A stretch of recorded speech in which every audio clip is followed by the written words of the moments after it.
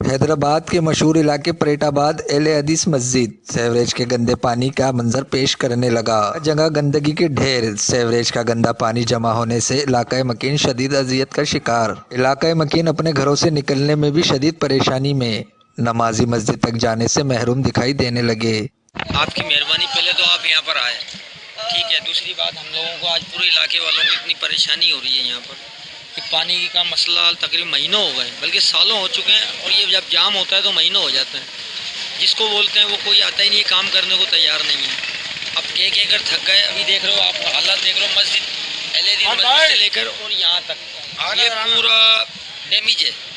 اس کو کوئی دیکھنے والا نہیں ہے، اس کو کوئی سننے والا نہیں ہے۔ آپ کے توسط سے ہم یہ پیغام پہنچانا چاہتے ہیں کہ آپ یہ دیکھ رہے ہیں، آپ کے سامنے ہی ہے، نہ کوئی جمع دار ہے، گیس بھی نہیں آتا یہاں پہ، بالکل رات کے کسی پہر بھی کھول کے دیکھ لو، گیس بھی نہیں ہے، لائٹ بھی نہیں ہے، گٹر والے بھی نہیں ہیں، کچرا اٹھانے والے بھی نہیں ہیں۔ جبکہ ہمارے علاقے کے قریب جو ایم پی صاحب بھی رہتے ہیں، ان کو بھی کئی بار ہم لوگوں نے شکایت کی جا کے، ان لوگوں نے بھی بیچاروں نے احتجاج ریکارڈ کروائے ہیں اور کافی میڈیا میں بھی بتائیں، کوریج بھی کروائی ہے، اس کے باوجود بھی مسئلہ جو کا تو ہے۔